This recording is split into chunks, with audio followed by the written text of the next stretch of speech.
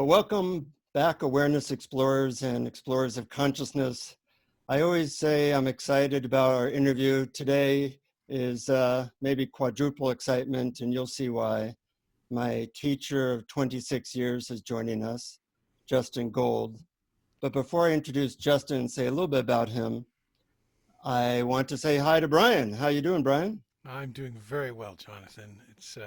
We're having lovely weather for a change here in New York City. How about you out there in California? We're having fires and 103-degree weather and rolling blackouts. So I'll take your time. I'll take your place anytime. But I am really glad that everything's working so far. No blackouts yet, and it's really special for me and an honor to be able to have Justin on the podcast. Brian, you've been reading some of his stuff, but I actually lived with Justin for 15 years and was his student for 26 years. So I know a few questions to ask. Let me just say a little bit about Justin. Justin was born in the Bronx, right? Was it the That's Bronx? right, Okay. Bronx. So he's an American master, and he has a unique perspective because he's not, from India or some other place. And he and I met when I was about 21 years old, and we've done a lot of adventures together, including living together, social work, traveling to the Andes and Turkey and Thailand and all kinds of places. And this is from a picture of us. I'm about 22 years old at maybe 20,000 feet in the Andes. I don't think And we see that picture right now. Should I put it on gallery view for a second? yeah, Yeah. do that. Okay. Ah, I see. So I'm freezing my butt off there and trying to learn how not to be an indulgent slob, which I pretty much was at that age. And being with Justin definitely toughened me up. But welcome to Awareness Explorers, Justin. Good to be here. I listened to your Buddha at the gas pump interview a while ago, and I thought that your answers were good, but it didn't really display how unique I felt your teachings are, and also how unique the structure of what you do is, and also how unique you are. So I want to let our listeners know that I'll be asking about some things I think are really different about what you do. And one of them is that you do group work. You actually live with your students. Most of your students actually live in the same area, and they interact pretty much on a daily basis. And I'm wondering what you can say as to why you structured your teaching around that. Okay, I see the dynamic as introducing something new to people, new ideas, new points of view, new perspectives, and new techniques. And the possibility of adopting a new perspective or a new technique and staying on track with that idea or technique or purpose is probably less likely than for it to go off course. So my purpose, really my focus after the presentation or the explanation, is to try to keep things on track. And I wouldn't have any idea how to keep things on track unless I were somewhere in the area, or maybe even more efficiently right there to do that, because the subtleties involved really are considerable, and we're always in the process of making something that it shouldn't be out of something that it should be. So that's why a teacher is so necessary, preferably one right there to keep it to go off from going off course. And what would you say you do to keep things from going off course? Yeah, I've been the recipient of that a few times. Really, I have some relatively radical ideas. My attitude is not radical, and my behavior is not radical, but my ideas are really are fairly radical. And I have this saying that in order for someone to really help you spiritually or in consciousness, they have to be able to pass the salt to you and mail a letter for you.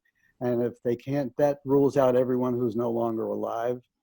And certainly people who are no longer alive can be inspirational, certainly, but inspiration as an end product is more like entertainment than it is inspiration. It has to be inspiration to something.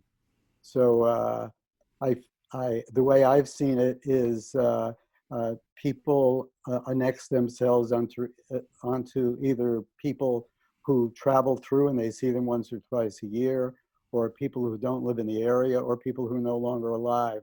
And I see that those people can be, as I say, inspirational, but effective, I don't see it at all. So I'm not one of those people, and I have very definite ideas of the effectiveness of that relationship. Mm-hmm. And you use the word effective. Effective towards what? What would you say you're trying to do with or for your students? Well, my overall philosophy is that if we don't have it within us, we're not going to be able to put it within us, because whatever created us has created us, and in a way as it sees fit, and it certainly has more wisdom than all of us put together. So the best we can do is uncover what has been created. And so I see my job is to assist people in uncovering, not in creating an artificial world like a monastery, not into creating artificial circumstances like I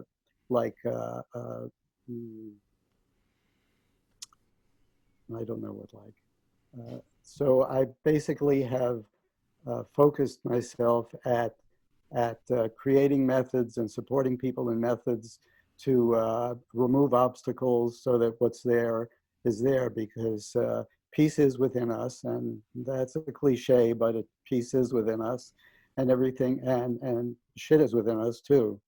And we want to sort out the shit from the peace and see what was there before we were covered up. And that's the process as I see it. So is the shit covering up the piece that's already there, and that's really the process? No, I Is see clearing that the that way, has or? been I see the process basically of our human lives as being in phases. And the first phase is we're children, and we have our five senses, and our job is to explore, to go out and make trouble, get into trouble, be bold, take chances, and find out what life has to offer. And I think that the idea of being a sedate or meditative child is a distortion of the understanding of what the sequences of life give us. So I think kids should be encouraged to be bold and take chances, as I say, and not be restricted by concepts of what they should be later or what could happen later, and not even read books about what happens later, but read books about explorers and people who have done things that are exciting to that person in particular. And I see the next phase really, whenever it happens to come, if that person has lived boldly, that next phase as a phase of repetition and getting to question, is this all there is? Is this what, do I have to seek out just another brand of this thing I've done so many times before? And that phase can last for your whole life or can last a relatively short time, depending on your ability to observe yourself, let's say, honestly, and to call repetition repetition, so that you don't start imagining that if you're going to move to the West Coast, everything's going to be different, because wherever you are, there you are. So you're going to bring it all with you. And so that process of dissatisfaction builds during that time. And then to a point that a person says to themselves, there's got to be something more. Not that I've had a bad time or I don't see the beauty in the sky, and that it's not nice. It's nice to be in the warm ocean and to travel, but there's got to be something more than that, more than entertainment, more than diversion, more than variety. And then that third phase I would call like going home or coming home, which requires a whole different set of skill sets, let's call it. More honesty is needed, more self-discipline is needed, more attraction to quiet and contemplative time is needed, and just it occurring to a person and slowly but surely making that turn and heading for a home where we began, the inner reality and the inner quiet. And not that we should not, and I do participate in all kinds of things in life that are external and exciting. But the process of coming home requires a different attitude toward those things, that one is not so much resting the weight of their life on those things, on the activities, the external activities, but more an internal peace and quiet. Are there people that sometimes might want to study with you or join you who might not be ready to come home, or do you sort of filter out people in that way? I think that's an excellent question. I don't think really in our society to be ready to come home, you'd probably have to be living in a hospice, because our society presents so many alternatives and it all looks so good that the biblical or the Hindu concept of wanting to not return is not one that a Westerner could appreciate. We don't not want to return. We want to return as Tom Cruise. We want to return as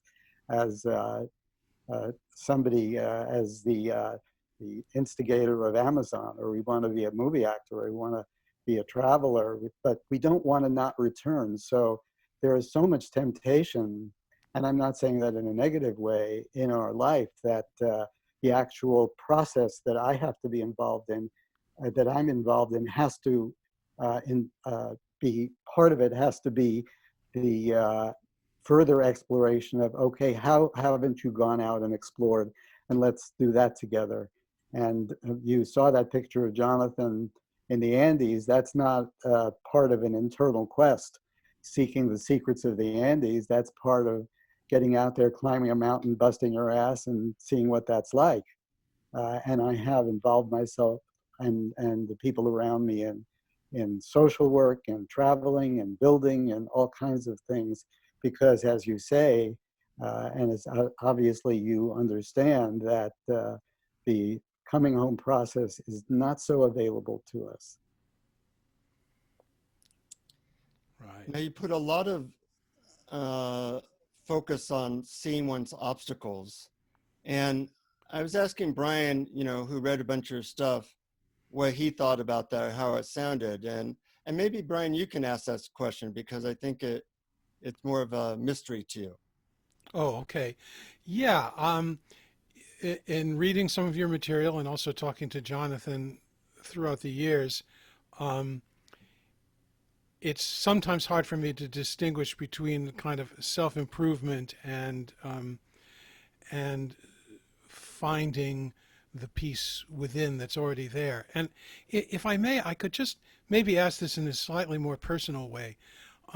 When I was young and in school, school was a nightmare to me because I felt that it was the place that you went to find out what's wrong with you. And for so many years, I tried to fix my flaws, and I really looked honestly and looked at what I thought that they were. And nothing broke through until I stopped trying to fix myself. And then something opened inside at that point that seemed to create room for a kind of a seeing of the piece that was already there. So I was wondering whether this is a contradiction to your teaching, or whether it's actually an aspect of it, or how would you react to that? I think what you describe is very much what I would seek to facilitate in the people around me, the letting go. Mhm. And what I've found uh, to be necessary for the letting go process is to know what you're letting go of and to know it's actually there. Like bad feelings and the way they let's say inhabit us, to actually know that they're there so that one knows when to let it go. I found that education process, that self-knowledge, that seeing things as they are in terms of the things you're talking about, the obstacles that we have, the negative feelings that we have, the restlessness that we have, the jealousy that we have, the anger, all those things that I've seen, in order to let them go, one has to be aware of not only the grand manifestations of them, but the petty manifestations of them, as in the French word petite, the little manifestations of them, which are so frequent that one would never guess that so much of life is occupied in recouping and recouping and recouping from a difficulty that might be minuscule, but still we feel the need to recoup it. So I don't see a contradiction at all from what you're describing. And you obviously have found a way to do that. And I'm teaching a way to do that that might be slightly different, but the goal is definitely the same, to leave it behind. As Dylan says, leave the past behind, it will not follow you. And I sincerely believe that if we can leave it behind, the only way that it comes along with us is if we bring it along. And in order for us to not bring it along, we have to know that we have been bringing it along. So that letting go is very much what I'm talking about. Makes sense. I love that. And I love Are that we little still quote. friends here? Oh, of course. I don't think we ever weren't, but I think that that really helped me see where you're going and that we aren't as far apart as I thought. Now to play devil's advocate over here, and we had this conversation like 6 months ago, Justin, where I've been part Which of one a of us group. is the devil, Jonathan? What was that? Which one of us is the devil? In this case, me. Okay, I'll take um, my turn. yeah, you do. Um, so 6 months ago, we kind of touched on this subject when I talked to you. I've been part of a group where they focus on just being what they call pure awareness, letting go into being awareness, and not much focus, really none, on the obstacles. And I noticed that a lot of people are having and experiencing extreme levels of peace, despite the fact that they didn't really know themselves very well. And I'm wondering what your opinion of that type of work is. I uh, I've been pretty isolated. I went through a period of exploring to see if there was what was available after I started teaching. I started teaching uh, years and years ago, 40 years ago. And from that time till now, I've crossed paths with all kinds of different methods. And I've found that there are people that respond to different ways of uncovering. And I'm certainly okay with that. I have no negative judgments to anything that's real. If it's real, then I think it's okay. And I don't even have judgments to things that are not so real, because I know in our world, it could be said that a good fantasy is better than a bad reality, and I accept that, because why not have a good fantasy if the option is a bad reality. So, but if the option is a good reality, then that would change the formula, certainly. So if it works for somebody, if somebody's satisfied with it, I have no judgment. I work with, uh, as you know, a relatively small number of people. In all the years, the number of people has probably been a couple of hundred, not more than that, not much more than that. And people have gotten something, and people have moved on, and some people haven't moved on. And I don't really have an opinion. I have a very great respect for thoroughness, diligence, and expertise. And whenever I see someone being thorough and being diligent and having a high priority for something, I respect it, whether it's auto mechanics or spiritual pursuit or learning how to cook or whatever it is. I think that without that diligence or one-pointedness, it's very difficult to get beneath the surface with anything. And our culture is basically not set up for that one-pointed diligence. It's set up more for dabbling. And I don't, if a person feels okay dabbling, that certainly I would not pursue that person or try to convince them otherwise. But I really think that uh, uh, one-pointedness and priority is the way to accomplish anything that you want to accomplish. So if these people you're referring to are being diligent and one-pointed, then, as they say, God bless them. Mm-hmm. Brian, why don't you go next? When people come to you, is there a process? In other words, do they stay indefinitely, or is there a point at which they are ready to leave? And what would be your ideal um, idea of what they would leave with, if so? Yeah, that's an interesting question at this time because nobody can leave. Right. we, we have, and it's an interesting experiment too, because the idea to depart just a couple of inches from your question, and I'll come back to it, the idea of community is really been thrust to the forefront during this time because people who are solitary are clearly having a more difficult time contending, whereas people who live more in a community situation are their departure from their ordinary lives and our departure from our ordinary life is much less. And we can have a party because we've all agreed to quarantine to the same degree. So we can have a band party, we can have, we can play games, we can do things together. So it's interesting the way our culture has developed that the more affluent people are, the more separate they become.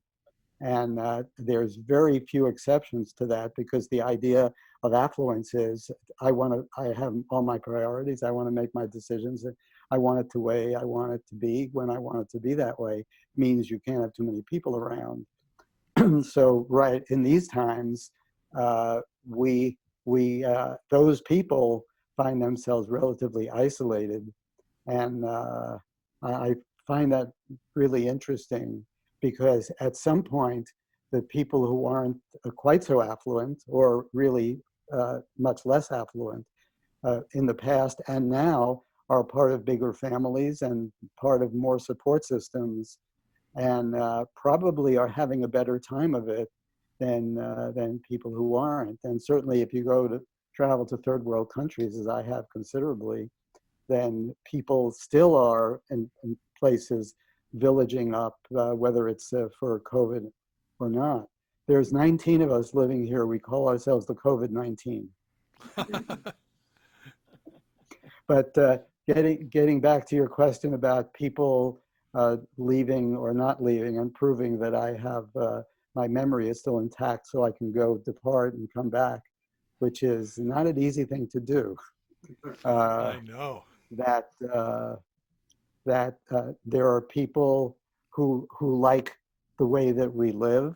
We live on a very large properties of acreage and animals, and it's in the country. And if they feel that it's constructive for them, and I feel it's constructive to them, there's not so much staying or leaving. If a person feels it's constructive to them, and I don't have to necessarily agree or disagree. I always give my input if somebody wants it, but I don't tell people what to do. I think I never tell people what to do. I give input and my opinions if they're sought out. And some people, numerous people have gone on, and I hear from some of them, and some of them I don't hear from. But the idea of staying and leaving, one has to be somewhere. So if a person chooses to be in a certain environment and they see it's productive for them and it's not repetitious, because there are people who I have seen who I considered their what they were, how they were benefiting from this process that I'm presenting is repetitious, and that's not going anywhere. I would definitely tell them my opinion is that it's time for them to move on, and have done that. Mhm. So I'm fortunate because I'm not really attracted to numbers, and that's part of why I can do what I do. I'm not attracted to the notoriety. I'm not attracted to the. I'm only recently have, and recently means 30 days, have I involved myself in social media and recording my talks. That hasn't happened. That happened after 20 years. So my idea was always, as you asked in the beginning, the personal contact, and sometimes it's beneficial and sometimes it's not, because the tell me if I'm going on too long. The spiritual dynamic is like dynamite. It can be great, especially in groups, and it can be destructive in groups. I tweeted this today as evidence that I'm now on Twitter.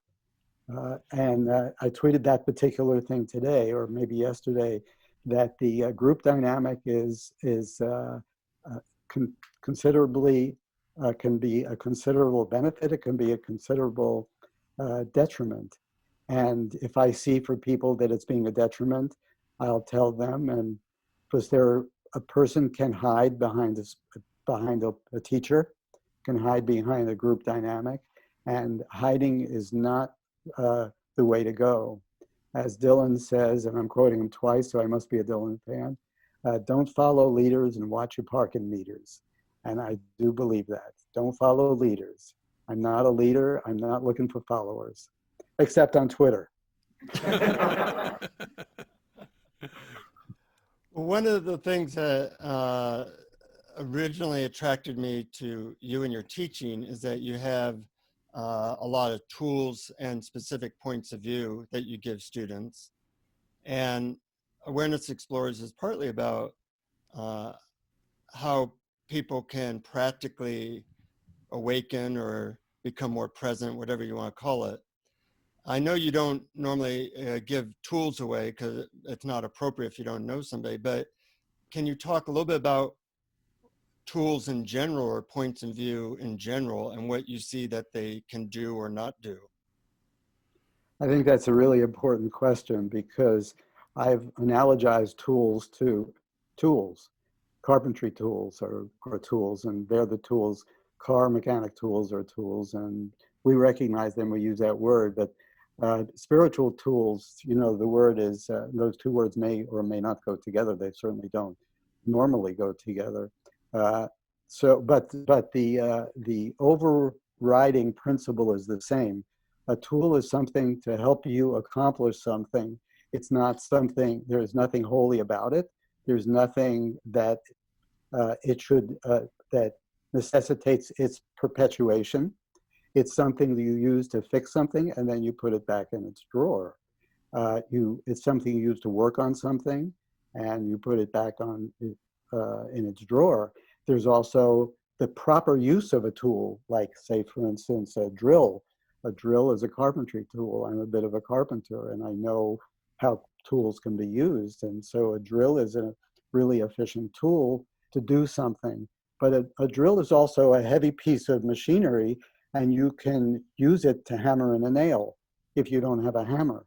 If you take a drill and you use it for something that it's really not meant for, which is to hammer a nail, it will hammer the nail because it's a hard piece of machinery, and you can do that, but the drill will no longer be operational for you. So when you have a tool, and there are numerous examples of people that have used things for what they're not meant for, and drugs are an excellent example, because drugs can be used and have historically been used. and I have used them for reasons that are beneficial, and we all know how detrimental they can be if they're misused. Thank you.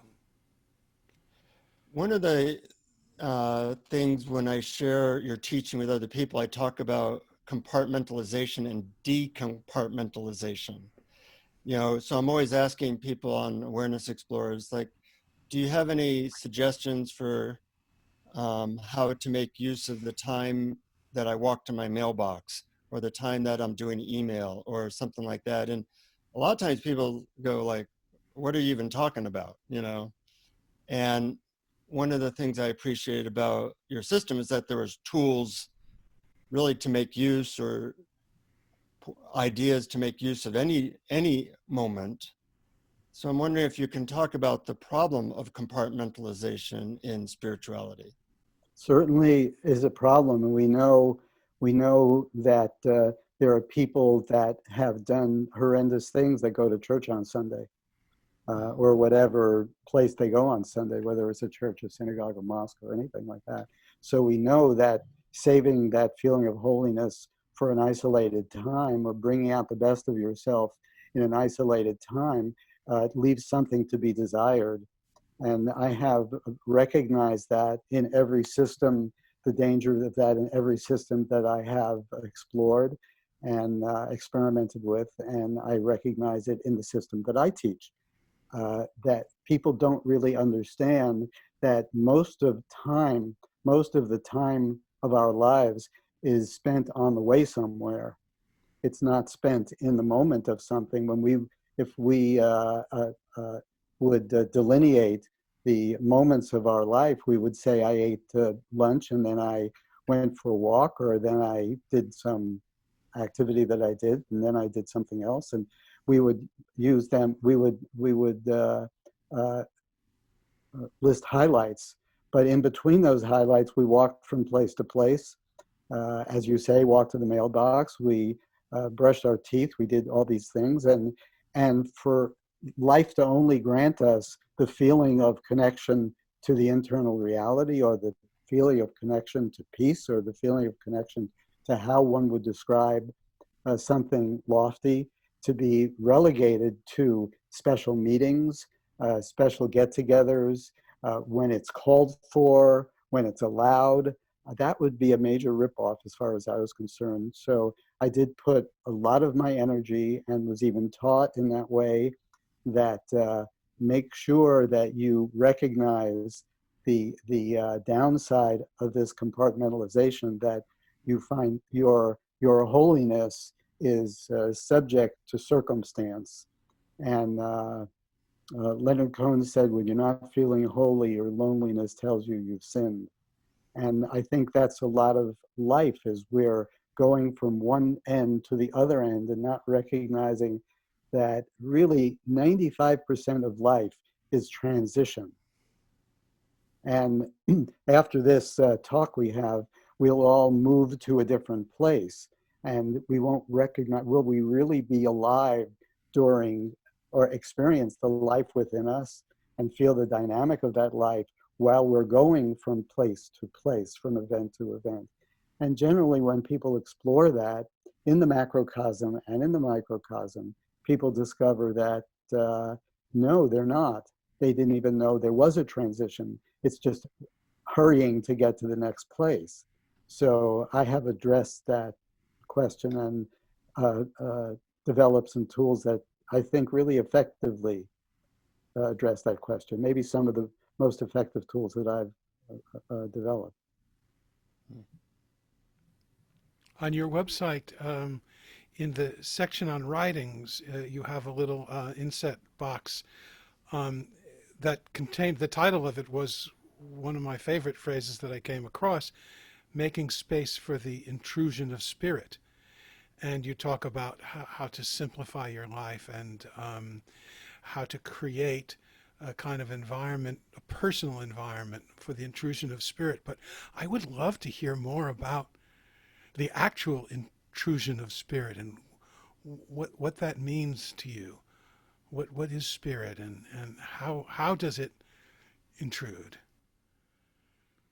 Well, the more we get into the esoteric, the more that language becomes an important factor, because in the New Age culture, if we could call it that, terminology is abounding, and that terminology is not necessarily agreed on, but it is used. And a lot of it is feel good language, and feel good language is nice, but feel good language, in my opinion, is not uh, as uh, essential as precise language.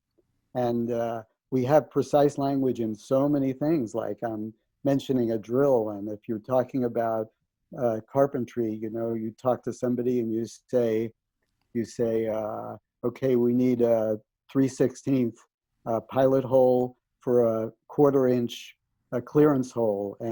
And the person knows exactly what you're talking about when you're doing that drilling in carpentry. Or we need 120 grit sandpaper and start with 80 grit sandpaper or whatever. And we know we have that, but spirituality does not depend on precise language, but I do. And the people around me uh, come to agree on terms. It's not like they're correct or incorrect, but they are agreements.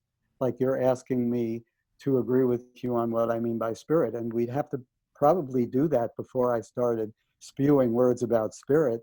There would have to be an agreement, because the sequence of life, the sequence of a communication really is reception, and then interpretation, and then transmission.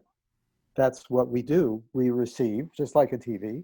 We interpret, just like a TV. And we transmit, not like a TV. We transmit subjectively, very subjectively. And so I have put a lot of energy into coming up with mutual agreements of the interpretation phase, because we're always receiving impressions, you know.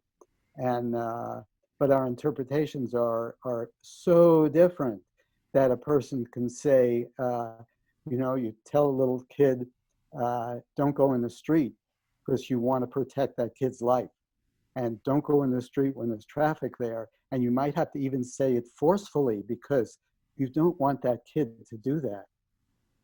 And, and if the kid's not listening to you, you might even grab that kid by the arm and say, don't go in that street.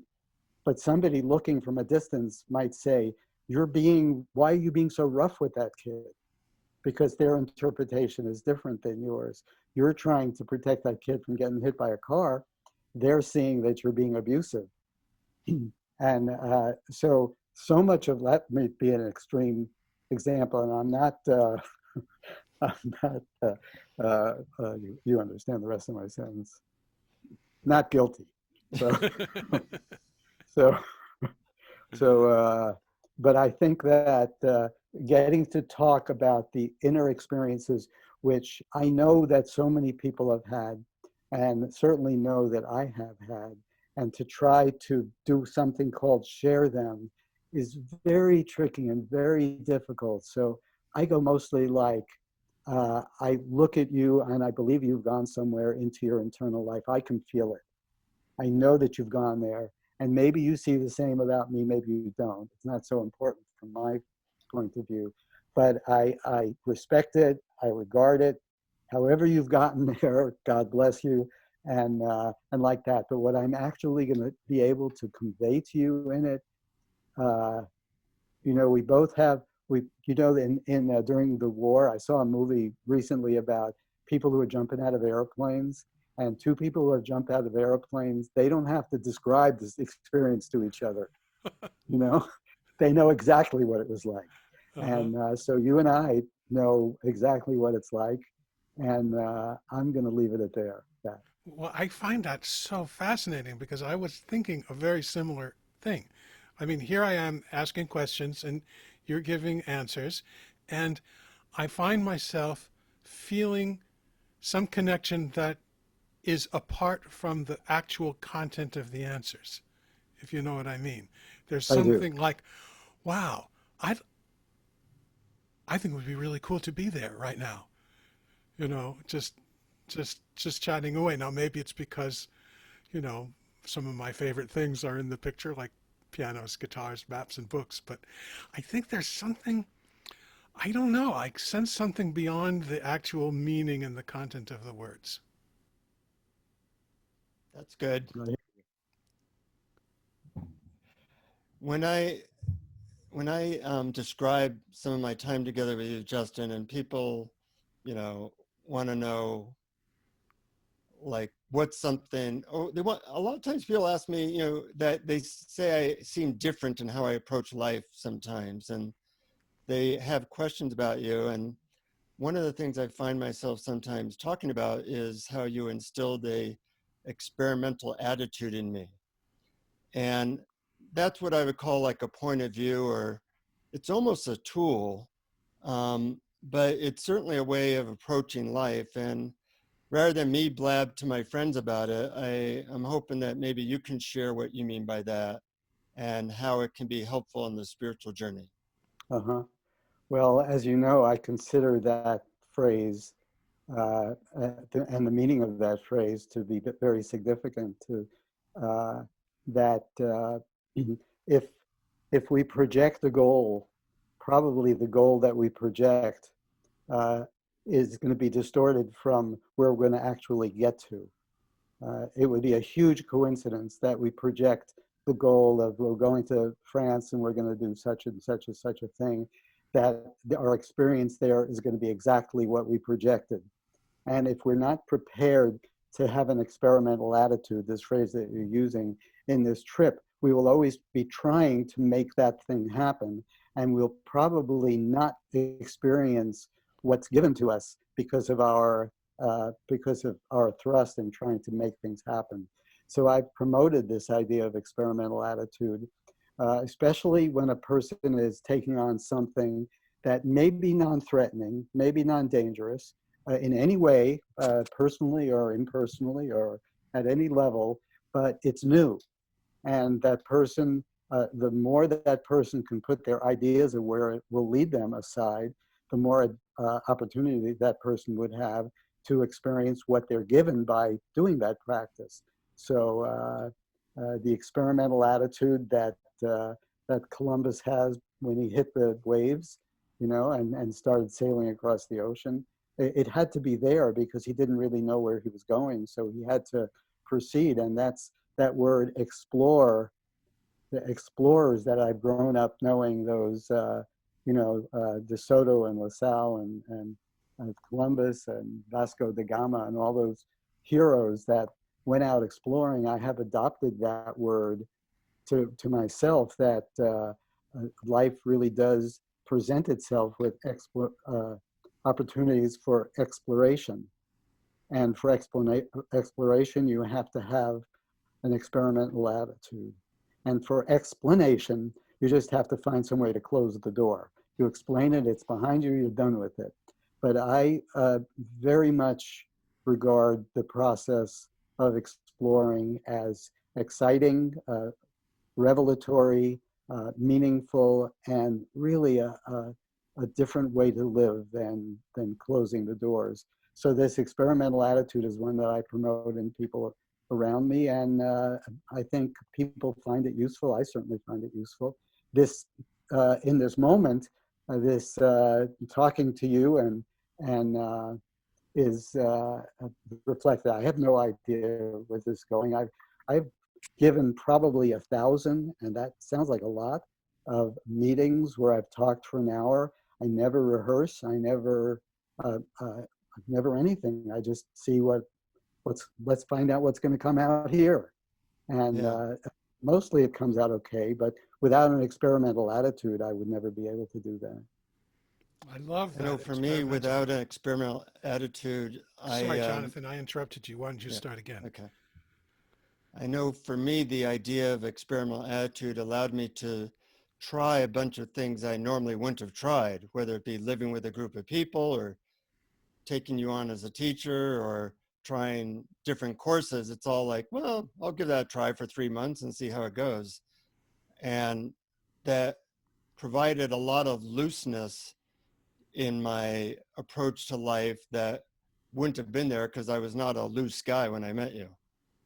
So I thank you for that. It's really had a big impact. Also, since not being part of the group, it's had a big impact, including the experiment of doing this podcast with Brian. But you had something to say, Brian. Well, I was just going to say I love the idea of the experimental attitude, and it seems to also dovetail with something you said earlier about teachers and students. In that, I mean, there's an idea that in the spiritual life, what we need to do is find a guru who's going to tell us the exact steps and that we're going to do it. And then we follow those steps and bang, we're enlightened. When what we really have to do is find the openness to see, to look, to try, to see what works in within ourself, and the openness to sort of have a back and forth and share that with someone else who might have been there before, but is a guide as opposed to a purveyor of rules. Mhm. I know you mentioned that you want to do what you called a guided surprise instead of a guided meditation. But before we do that, um, anything that we didn't ask you, or anything that you'd want to convey to me or our listeners that you think would be good to convey? Well, I could talk a little bit about meditation because it's something that I regard as the the step after all the other steps that leads to the opening and the connection that that tends to sort all the other details of life out. It gives us, it potentially leads us to some place where we can rest the weight of our lives actually. And so all the individual remedies of sorting, working out relationships and working out employment and working out a place to live, all those things are very difficult to sort out because they're so ponderous, and the demands are so great that we succeed in those things and that they go right, that it makes them really impossible. It makes marriage impossible. It makes a job impossible. It makes a place to live impossible because all these things are so important that they couldn't possibly be things that we can rest the weight of our lives on. And if there were nothing that we could rest the weight of our lives on, then we would have to seek the most permanent thing of those external things. But there is an internal experience that we can rest the weight of our lives on.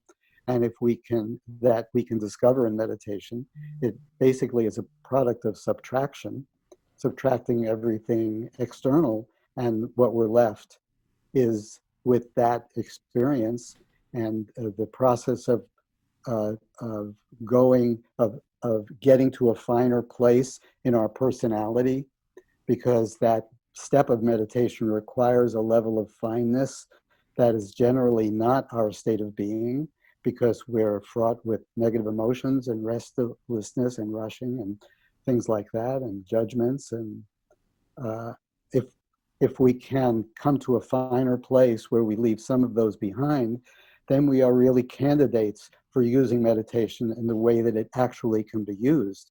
Because to use meditation as a relaxation uh, exercise it certainly is effective, but it certainly is unfortunate, because meditation can be the exercise that takes you to that internal reality. And if you use it for relaxation, like the drill, if you use it not for its highest and best use, you might not end up being able to use it for that other possibility. You might, but you might not, because you've used it for something that it's not its highest and best use. So in my view, the preparation for meditation is life. Life is an impeccable school for meditation. It's not necessary that we create artificial circumstances, because life has it all, especially if we don't hide from it.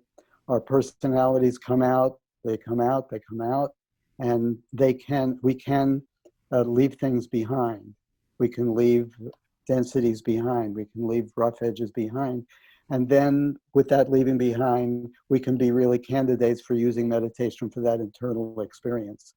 So if you want to, if it's time and you want to do something called or we want to do something called a guided meditation, my view of that is that that people should learn to relax, not with meditation, but relax in different ways. Take a walk in the woods, listen to music, play music, whatever way, play with a pet, some way to do that. And then when you're relaxed, go to meditate. Don't go to meditate when you're in a coarse state and hoping it will relax you because of the reasons that I said. So guided meditation uh, uh, with our experimental attitude intact here. Uh, uh, Matthew, who I don't know if you can see in the picture, is he in the picture now? Yes. A little bit, yeah, right. Okay, Matthew and I are going to play a little music, just maybe for a minute or two, and people can close their eyes and relax and not meditate. Gotcha. Okay. What? Yeah. We're going to put the mic that was on my collar so that we can hear both.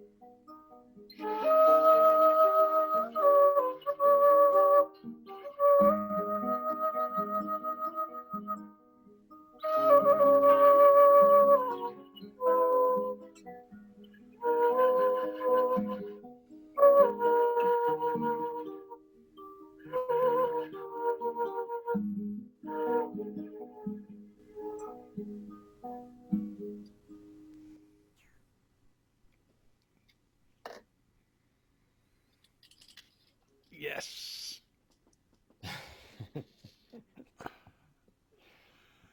Thank you for that. And Matt, thank you. Feel a little bit altered from that. I do have one question which you may or may not want to answer, and we could edit out if you don't. I had an experience a few weeks back where I was recording something on my iPhone, a song about letting go, and then I heard a loud sound, and I turned and my phone was gone. I hadn't moved, and so I, being that I hadn't moved, I looked all around where I was, couldn't find it, and then being that was my phone, I could call my phone, so I called my phone, and it was on a shelf behind a curtain about 7 feet away from me. In the back, something I couldn't reach. And you had to move a curtain and the whole thing. And I know once we had the experience of mischievous entities that can do stuff like that. There was no, other than I was trying to write a song about letting go, of which I obviously wasn't because I was frantically looking for my phone then. And I found that funny. But is there anything you can say about what that is or what happened in a situation like that? Right. That's like shit happens of a whole nother dimension. Yeah, right. Well, something that I've understood is that my my position and my gift and my job is to handle what can be affected, and whatever else comes in to support that from wherever it comes in is certainly welcome, but that the only way that I know that we can invite it in is to be receptive, to be open, to not conceptualize too much, to be more passive in relation to forces that are obviously finer than the forces of that we generally operate under. And every once in a while, that shit happens of a different kind, and it can. That we actually know that it is, or we know that it isn't. I have put really very little time in differentiating. I'll take help in any way that it comes. The only reason that I can do what I do is not because I'm one of those people, one of those enlightened people that was walking down the street and something hit them in the head and their whole life changed. Nothing hit me in the head, and well, a few things hit me in the head as because I grew up in the Bronx, but none of them led to enlightenment. So I'm not one of those people, but I did pay very close attention to the steps along the way. I paid attention to what to help me open, what seemed to get me closed, what seemed to get me toward, what seemed to push me away. I paid very close attention to those things. So I know the steps that I took, and I know the steps that are possible. So I can do this thing called assist people in taking those steps. Not take them for them, certainly, but assist them. But the things that I haven't been able to affect, which are the things that, we can call them grace, we can call them good fortune, we can call them luck. We don't ever know for sure what they are. I let them be and welcome them in whenever they come, and certainly they do come. It's been very special for me, and I think for Brian as well. And it's good to see that you're healthy, and I miss you, and I'm just glad that we got to spend so much time together. This has been nice to me too.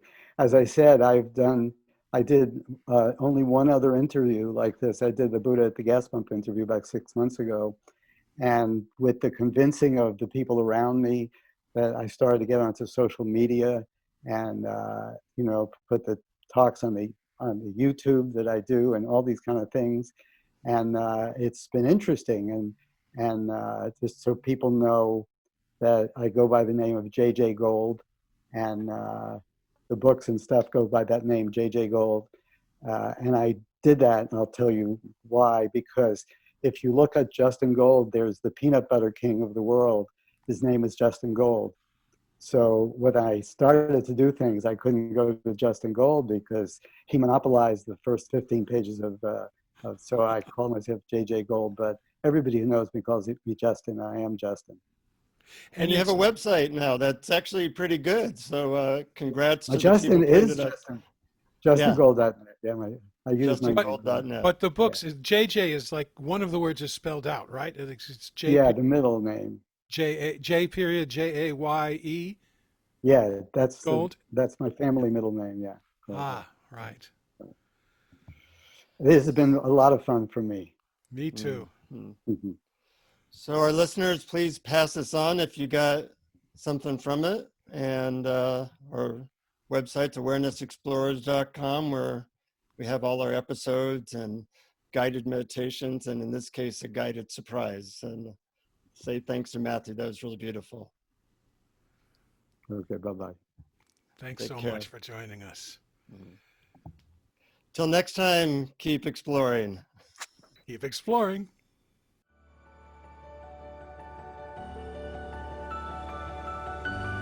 Thank you for listening to Awareness Explorers. To learn more, you can check out our website at awarenessexplorers.com. Please subscribe to our podcast on your favorite podcast app. We'd love it if you would post a review. And please share our link on Facebook and with family and friends, because knowing yourself as awareness is the greatest gift you can give yourself or someone you love.